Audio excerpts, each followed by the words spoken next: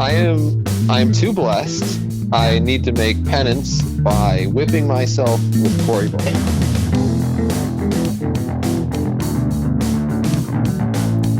Hello, everyone, and welcome back to the Wednesday Night Channel Multimedia Empire official podcast. This is episode number 93. On this show, we like to talk about things like comic books, movies, TV shows, video games, political discourse sometimes, but always Star Trek. I'm your host, Tactic Angel, and with me is Midget Radio, my murderous socialist friend. Hello, Midget Radio. How are you today? Doing well, Tactic Angel. How are you?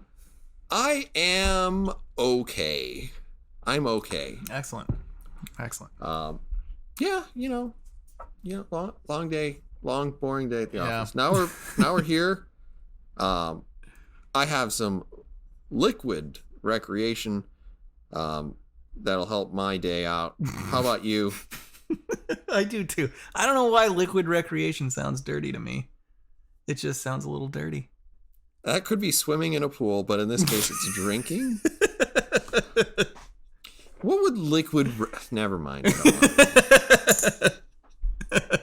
this Maybe it's just me. Maybe it's just me. I don't know. Did you see that thing where Andrew Yang was spraying foam into his subordinates' mouths? He would first make them. Really? Yes, he opened like a new branch for his campaign, which God bless him. Hopefully it keeps going. Hell yes. But he had them get down on their knees, and he would take like whipped cream and spray it in their face, and you could see like the campaign manager in the background, like, nope. Oh no, that's fucking great. It was pretty authentic. I love it. I don't think this is the reason he's not going to be president, but we'll see. Vice president, whatever.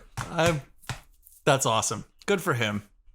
Anyway, we're not talking about politics today. We're first talking about drinking, then we're talking about something else. So let's get this in order. What are you drinking? I'm drinking the Kilt Lifter today. I'm gonna have 2 bottles of the Kilt Lifter today. Okay. I am drinking something that appears to be called TX blended whiskey. Okay. It is from Fort Worth TX. Really? Yep. Nice. I have had this before a couple of times.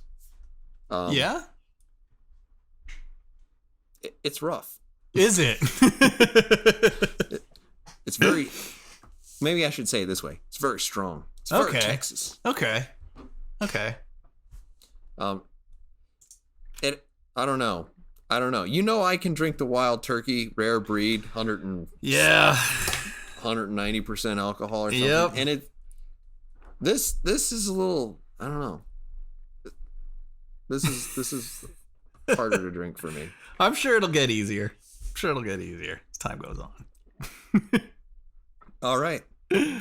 Well, looking at my notes here, I clearly did not finish them. Cool. Oh, great. So here we go. We're talking about Escape Plan 3. Yeah. Escape Plan 3 is the second sequel to a movie called Escape Plan. It is produced in association with, I think, 400 studios. Yeah. All chipped in about $10 each. Could you find a studio that did not participate in the production of this movie? I wonder how that works. Like how you go about securing funding for a movie like this, how many times you have to like those are all the companies that decided to go in on this movie. How many more do you think rejected it? None, clearly. The other thing about it was I was like, man, how do you keep the rights together for the sequels? No shit. When you have like Dredd had like 3 production companies, and it became just such a nightmare that we've never seen another one of those, which is a real tragedy. Escape Plan somehow can create movie after movie, having no less than like 12 companies being like, I have a say in the final cut of this movie. Yeah. They just all, I don't know, man. I don't know. Maybe government could learn a lot from these companies. how to get along. I think we probably all could. Because I have the strong suspicion that not all of the executives speak the same language. I'm sure they don't. Unless it's money, because clearly this is going to make tons of it. Yeah, obviously. So Escape Plan is essentially a movie starring Sly. He plays a guy who makes prisons more inescapable by being placed in them and then escaping. Yeah. Escape Plan 2 is mind-rendingly strange. Yeah. And it has something to do with an even more bizarre prison. Yes. Escape Plan 3 has almost nothing to do with this whatsoever. Yeah. Cool. Yeah. I'm glad that we agree on that. Very accurate.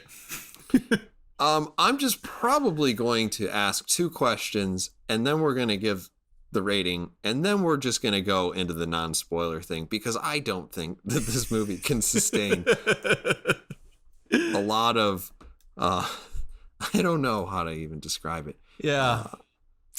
But all right, as an action movie, how do you feel this movie held up in terms of its action and in terms of its adherence to our sort of ideal for an action movie? So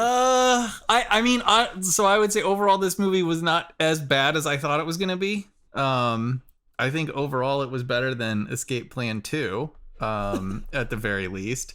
I think I disagree with that. Really? I think I do, because Escape Plan 2 was so far from being like believable in any sense that it almost transcended the genre and the storyline altogether. Yeah. But really, I feel like the people who write John Wick could learn something about this movie, from this movie, about how to pull things back from the just, holy shit, guys. Yeah. Yeah. Take it easy. Yeah. I'd say just as part of our pre-spoilery bits, I like the action sequences. I would say were decent. One of the things I thought was kind of interesting about this movie actually is that, one, I like Escape Plan 2. It's definitely a bit more international in its casting, and I always like seeing international like action people, usually from fucking Hong Kong, in other movies, especially like English speaking movies. It's just sort of interesting to me. But what was cool about this is the guy who played the one of the former like security guard dude. I think that actor's name is Max Zhang. He was in Ip Man 3 with Donnie Yen, and then made a spinoff of the character that he played in Ip Man 3 called Master Z. And he was in Master Z with Michelle Yeoh and, in fact, Dave Bautista. So it was just interesting to me to kind of see where some of these people are coming from, and that you have action actors from different countries coming together to make garbage. But, I mean, still, it's cool. This movie wasn't garbage. It had 50 cents in it. That is true. 50 cents was in this movie. That's what a powerful performance too. That's about how much he tried. I think maybe 3 lines in this movie altogether, but no, he had more than that. Did he really? I was like, I know that guy. That guy was in the movie 2 movies ago. I gotta look it up. His name is 50 Cents. 50 Cents. But yeah, I don't know. I think the movie was pretty light on plot, which I appreciated. And yeah, moved at a decent clip and clocked in at like pretty much an hour and a half, so not bad. Okay. I actually think that kind of covers both of my questions. Yeah. I don't know what the other question would have been. I don't know either. The runtime was acceptable. I did write down a question as I was watching it. Okay. And I wrote down, why are all the people from the original Escape Plan back in this movie? Yeah. Including Vincent D'Onofrio, but I think they just recycled footage. They definitely just recycled footage, yeah. I don't know that I completely remember the first Escape Plan, yeah, except for the highlights. Yeah. And strangely, I think you might agree with this, Arnold Schwarzenegger outacted everyone. Oh yeah, movie. totally. Yeah, totally. If only for the scene in the box. Absolutely. My eyes have been opened. All right, Midget Radio, let's rate this movie. Oh God.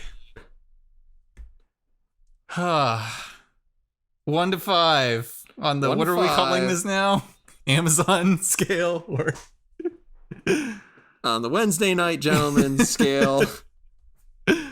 I am going to give it the, right in the middle of the I don't really give a shit. This movie is, oh God, can I do that though? This movie's 2.5 stars. I'm not going to give it 3. It's 2.5 stars. Okay. Okay. If you had gone 3 or above, I was going to challenge you. I was close. The truth of the matter is, like I started a lot higher on this movie, but the longer it goes on, the more pointless it becomes. Yeah. And I feel like it breaks a couple rules. So sure, I'm gonna actually go with, first of all, I'm kind of glad that I could watch this for free. Yeah. Oh God, yes. Yeah. Good because Lord, yes. I own Escape Plan 2. Yeah, you do. And there's nothing I can do about that. But so Escape Plan 3, you can watch it right now on Amazon if you have Prime for no more money. Yep. And say anything you want about Amazon as a company that is completely unable to deliver packages consistently to anyone's address. Yeah. Their website works more than 90% of the time. That's pretty good. So I would say, all in all, I'd probably give this a 2, because I definitely am leaning more towards that I didn't really like this, and like they had some things and it was like, this is actually like pretty good, and then it was like, yeah, this is kind of getting tedious, and then it's like, that was unnecessary. Yeah. So that's where I'm at. We're gonna jump into spoilers so that we can talk about the details of the plot. Okay. And all the other things. Spoilers. I don't really know where to begin. But let me ask this one. So I forget the exact details in the Escape Plan cinematic universe. Okay. But were the Chinese involved in the super jail in the last 2 movies? Not that I remember. Because I feel like it was no. Yeah, I don't know if they ever really addressed where that first prison came from in the movie, in the first movie. I think they just sort of made it up for this movie. And then the second movie takes place on Mars, I think. But something Dave like Bautista's in that. Yes, he is. He's actually like the big deal in that. Yeah. So I guess after that, people were like, I feel like the Escape Plan cinematic universe is kind of going off of the rails. Yeah. And Sly's like, don't worry, guys, I'll come back. I'll put this show back on the right track. Yeah. Let me write my own lines. Yeah. I can get 50 cents back. He owes me some money. About 35 cents. He's got it, motherfucker. But and then they got Dave Bautista back, and I'm like, this is kind of weird. And then they got Zhang Jin. Yeah. And Harry Shum. Yeah, I don't know who that dude is. I kind of felt like he was gonna do something, because he like starts out the movie and he's like walking along, and it's like, I should really start kung fuing people. Yeah. It's like, did I miss something? I gotta go back. That was honestly one of the more bizarre scenes in the movie. I was like, well, okay. I mean, it's a nice little fight sequence, but I don't understand what's going on. Though? Was it? You had some decent chop sake in there. But it was just like, is this the best way to handle this situation, bodyguard? I'm not sure that it is.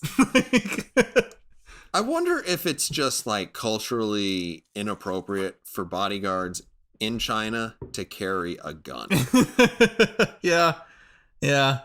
I kind of wonder. If I distrust you, I will kick you. I feel like there's a better way. Yeah. Not a very, did not make a lot of sense. Because, like, all the bad guys, they're all spread around that fucking airport hangar. And it's like, they have guns. So, Yeah. I don't know. Nobody just shoots him. Yeah, no. It's like, I don't know how you're going to kick a dude that's across the room from you, but good luck. Like, so they end up shooting everyone else. Yeah. And he sticks a USB drive in his pocket. Yeah. Yeah. He didn't have Sylvester Stallone's email address. Yes. So he couldn't email that video to him. But so, yeah. So I thought originally that it was like a cigar. Oh. Okay. And I was like, is this like a calling card? Is this going to be a thing? But no, it's a USB drive. Yeah. It's got an MP4 on it. So, the next fight scene is actually the fight scene I thought was the best. Okay. The umbrella. Oh, scene. yeah. Yeah. I felt like there was some stuff that was actually going on there. Yeah. And I feel like that was not a thing that continued throughout the movie. No, yeah. That was probably one of them. Yeah, it was probably maybe the most inventive, I guess, fight scene. I mean, movie. Somebody actually had to sit down and work that out. Mm-hmm. Dave Bautista's fight later in the movie, not so much. Definitely not Sly's fight at the end. Yeah, so that one was actually improvised. Interestingly enough, Sly and that dude just decided to like improvise that fight, which it seemed extraordinarily one-sided. Just maybe why, but there were a couple of things that I liked about that fight. Okay. Though the fight at the very end with Sly and D'Onofrio Jr. Yeah. There's just something that's funny. Stallone's yelling at this guy. He's like, "Get up!" And he keeps punching him in the face. Yeah. It's just, "Get up! Yeah. You gotta fight me!" And he just keeps punching him in the face. Yeah. Punching him in the face, throwing him into the wall. Yeah, it was really one-sided. But like, Sly's like 70 years old. There's no way he's gonna get in a serious fight with a guy who's half his age. No, fuck no. He is a lot bigger than that dude, though. I mean, that is. Yeah, but at a certain point, there's not enough human growth hormone on Earth. I don't know. Sly might have found the right amount.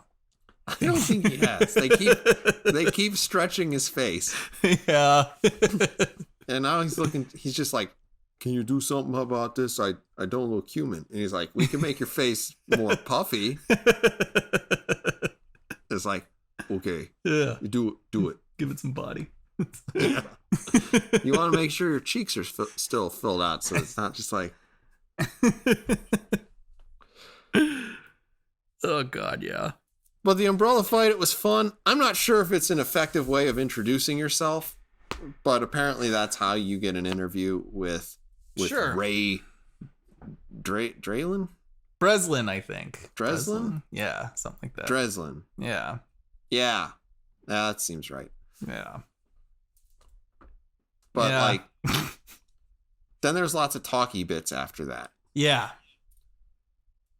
And then Abigail Ross? I don't know. Abigail Ross. She gets kidnapped. Right? Yeah, that's the daughter, right? Nope, that's not the daughter. That's the white lady. His girlfriend, maybe? The love interest? Yeah. She snores. That's why they don't move in together. These guys.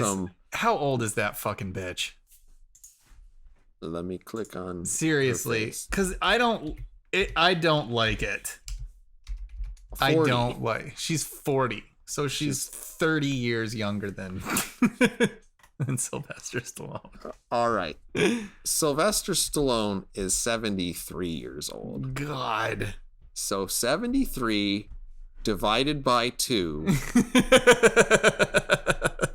is 36 and a half. Yeah. We throw the half away and just add 7. She needs to be at least 3 years older than she is. Oh God. It's gross. She is. Okay. It's just like, it's gross and it's not believable. I don't buy it. I don't know. Just all that charisma. I mean, you want to be Sylvester Stallone. Yeah, I do. I absolutely do. So I don't know. I don't believe, though, that being a 73-year-old Sylvester Stallone, I don't think that women in their 30s or 40s are going to be attracted to me. And I'm prepared to accept that. I feel like you're your goal is set so high on being Sylvester Stallone. Yeah. Like, if you want to be him, why can't you understand that women want to be with him? I don't believe that for a minute. I think that's because my tastes are very different from the tastes of women in their 30s and 40s. Yeah. I can tell you that for sure.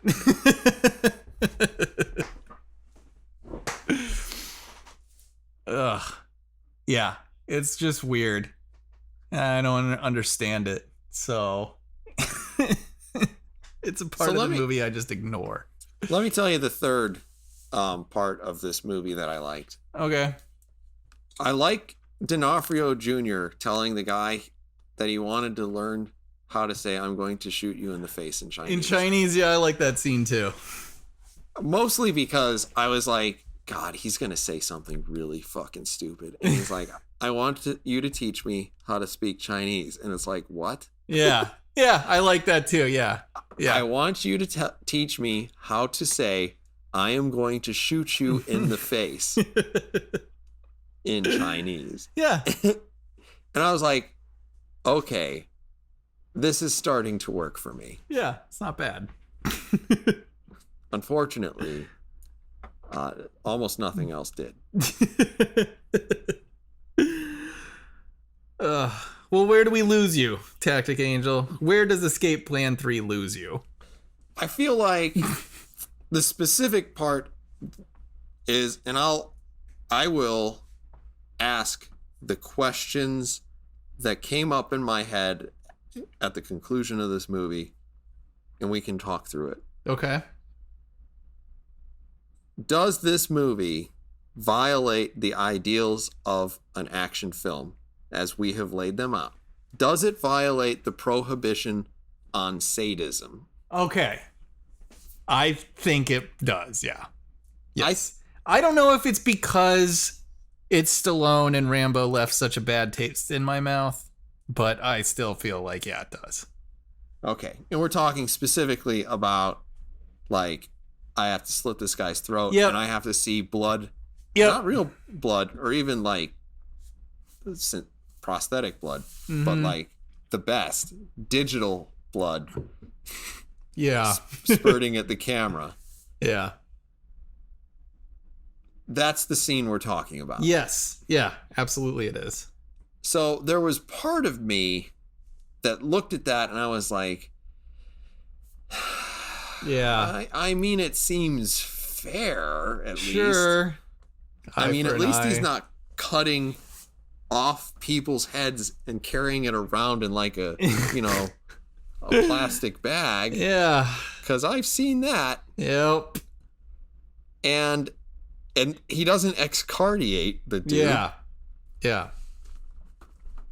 So, I mean, that seems a little better. But I was like, this seems sort of borderline. Yeah, it definitely is. It definitely is. But the violation of the sadism rule, I feel, is also, and I was trying to come up with a phrase for how we should structure the don'ts of the action film. Okay. Does this movie violate the prohibition on excessive suffering of innocence? I mean, it probably I was kind of sensing that a little bit Because throughout the movie. like, and once again, I feel like it's the Rambo thing all over again. Yeah. Where it's like, isn't it enough that you kidnapped his girlfriend? Right? That's already bad. I mean, it was almost bad enough when he was like, I'm gonna help you find, this Chinese lady. Yeah. But now it's like, well, now I've got two princesses in Bowser's castle, so Yeah. like, okay, I mean, that was unnecessary, I guess, but Yeah. well, definitely now Sly's all in. Yeah. And then it's sure. like, adds a little something maybe, and but yeah, Then but we then have they to keep slit her fucking throat. shooting. Yeah. Yeah. well, I mean the okay, so shooting hostages that don't have names, Yeah. I don't think is specifically against the rules of action movies. No. And even shooting people who, like, the audience is naturally prone to root against, I feel is not. So, like, if you look back at Die Hard, the dude who tries to negotiate with Hans Gruber, Yeah. right? Yeah. He gets shot, but like the audience understands kind of he deserved it. Yeah, that because guy's he an was asshole. Yeah. He was doing a stupid thing and he was being an asshole, yeah. Yeah. And he made things worse for everybody trying to make things better for himself. Yeah.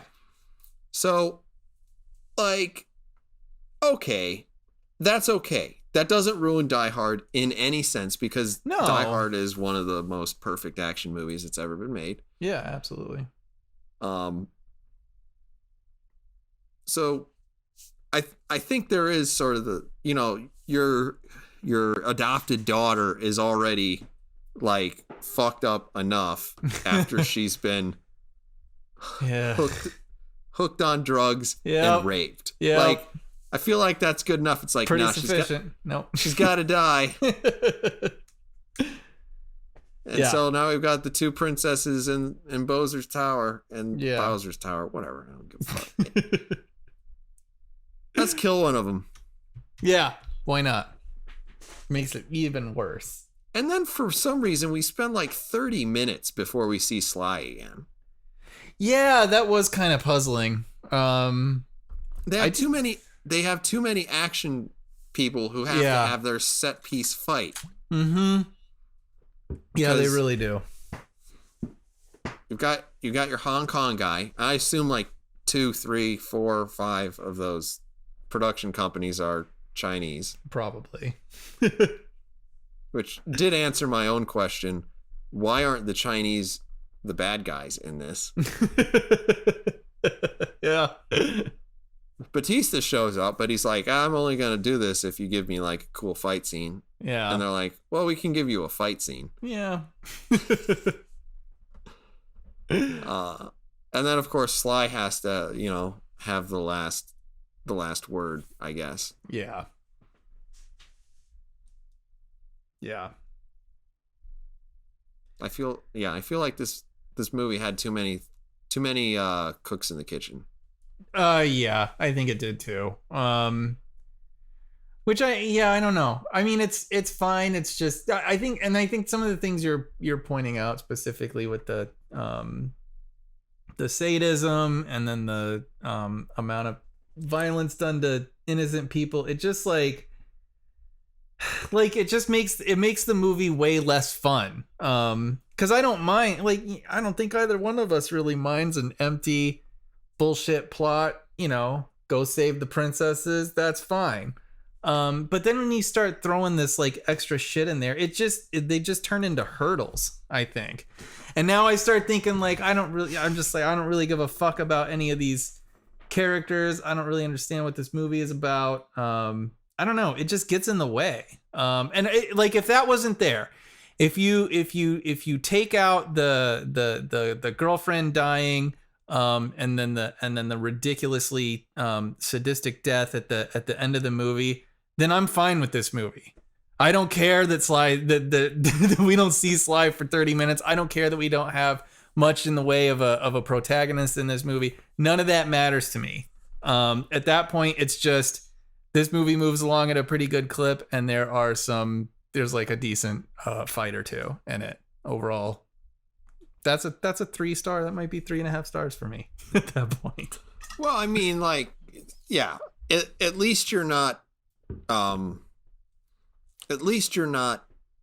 violating the rules. Yeah. And in a lot of ways, all you want is for things to be reasonably entertaining. You want some decent fight scenes. Yeah.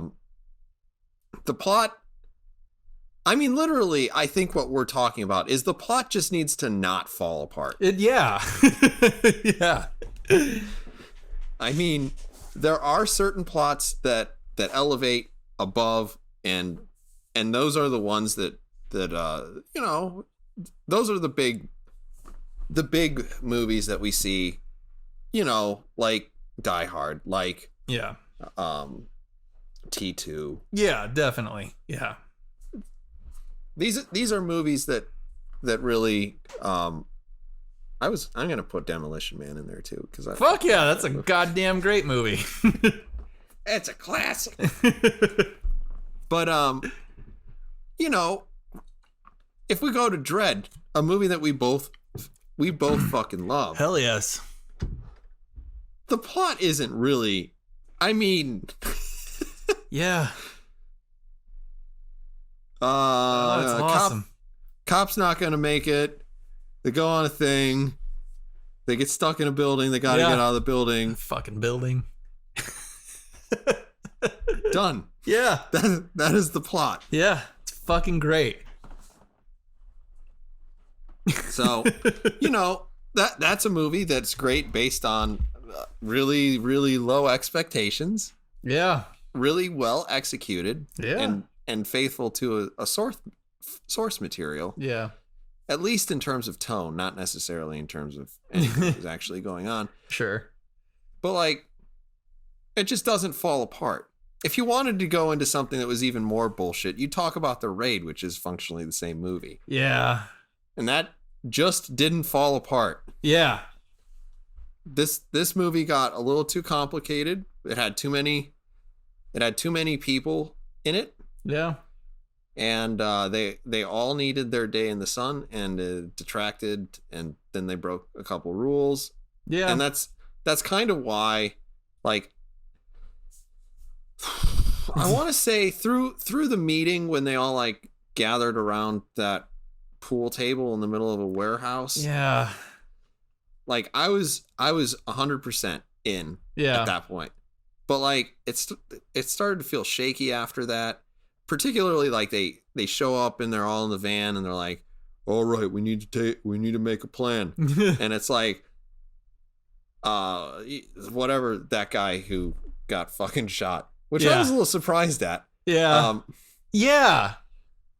What happened to that guy? He got shot. He died. What a fucking weird way to go. Like, because they're running through the fucking all of that was really stupid. He's wait for Ray Breslin to tell me what to do. so Harry Shum's character is like, I'm gonna do this all, whatever. And he's like, "No, you can't do that. We got a plan. We got to think about this." And then, Zhang Jin is like, "Yeah, we gotta plan this thing." And then Dave's like, "Yep, I'm gonna leave." And they're like, "Okay, okay, that's what you do, I guess." I'm gonna make an entrance. Yeah, you know me. And I it'll like be to make impactful. That was retarded. Dave, I feel like you're like reading your contract. Yeah. Not the pretty script much. at this point. I want to make an entrance. I want my role to be impactful to the climax of the film. Yeah. I want a good fight scene. Like, Dave, we can do this for you. Oh, son of a bitch. We have to get this guy in as many movies as possible before the size of his head completely eclipses his eyes. Yeah, you're gonna need a wide angle lens on this one. I love Dave Bautista. Me too. I don't care that people don't say he can act. I think he's great. I think he's got potential, man. I think he's great. There is a script out there for him somewhere. Just hasn't found it yet. Not a Guardians of the Galaxy script. No, it is fucking not.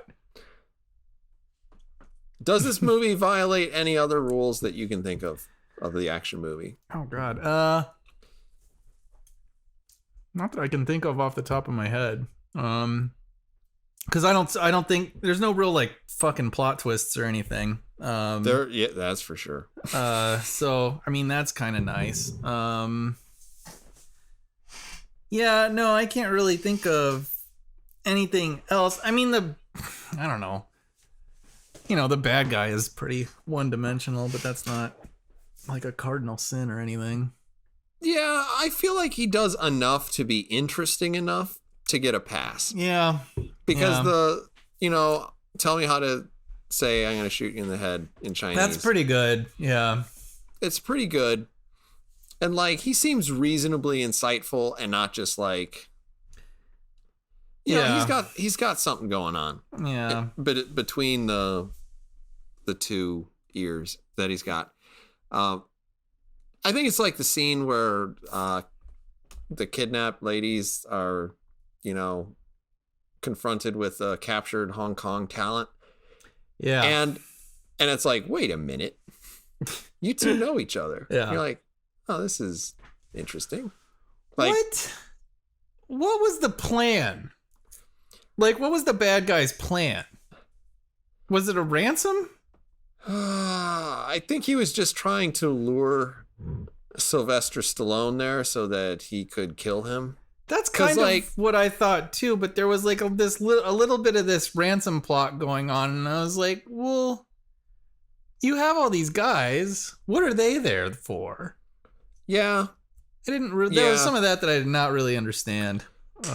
Not that it matters all that much, but that was just another aspect of the film that makes me that's what kind of led me to the sort of one-dimensionality of the bad guy. So I didn't really understand what the fuck he was doing or why anyone was there. I knew that there was revenge, but then it's like it seems a little thin.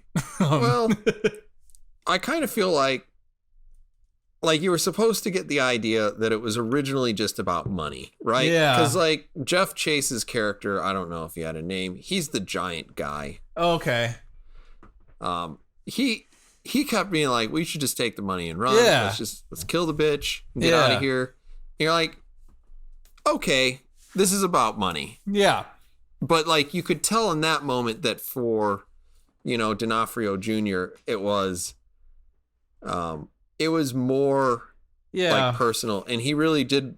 I mean, the whole thing has to be about revenge because he concocted this weird scheme where he gave the guy a USB device, so that eventually Sylvester Stallone would somehow end up with it. Yeah. Which was a little fuzzy for me. I wasn't sure how that was going to happen. I mean, he did put his name on it, but it's like, still. Why? And why? Yeah, and for whatever reason, like no one thinks, okay, they killed everyone else in your detail. They gave you a USB device. Yeah. And you were like, I should stick it in a computer. Yeah, totally. Yeah. So I don't know, man. And they put a little LED light on the top so you knew that it was doing like nefarious things. Yeah. Watch out for those LED lights, kids. That's how you know the bad guys are tracking you. I have never had a USB, like a Fire Stick or whatever you want to call it, the USB drive that had a light on it. Period. Yeah. So it's like, you know what would be really funny? We're going to make this USB. We're going to like put some malicious software on it. Yeah. and then there's going to be a light on it. It's going to flash and tell people you're fucked. Just so the security guy can look at it again and be like, "Oh shit, fucked up again." Man, Oops. we should have been smarter than this. So he concocts this scheme, I assume, and then kidnaps his girlfriend. Yeah. So that I guess Sly is forced to go on some like murderous revenge rescue rampage. I guess so. And not leave with the money, something. Honestly, that's too complicated of a motivation. You're getting into like Joker territory, which had a much better cast. Yes. And a better score. Yes. And better action. Yes. And better actors. Yeah. Better sets. Yeah. Yep. They had a guy working on continuity. Mm-hmm. That helps. Yeah. Because when they walk into that chapel and you look over at Jesus and you're like, I thought somebody's brains were on that wall. I said that to myself. And I'm like, Tactic Angel, you dumb son of a bitch. Do you realize what you're watching right now? Yeah. Escape Plan 3. All right. Do you have any more comments on Escape Plan 3? No, I think we've done a good job covering the Escape Plan cinematic universe here on the Wednesday Night Gentlemen. I think people are getting their money if they can watch this for free and listen to us for free. Absolutely. So that has been episode number 93 of the Wednesday Night Gentlemen Multimedia Empire official podcast. Oh man, I can't talk at all. Oh, By the way, I am enjoying this drink more than before. I feel like it has like a warm, like vanilla-y sort of look at you finish to it. noticing some tones to it. Very nice. It's probably completely wrong. But something at the end tastes warm. So anyway, give us a like, follow us, do all the things. Thank you everybody for listening. We'll see you again on episode number 94 of the Wednesday Night Gentlemen Multimedia Empire official podcast, or more likely on To Boldly Go Drinking. Nice. Bye-bye.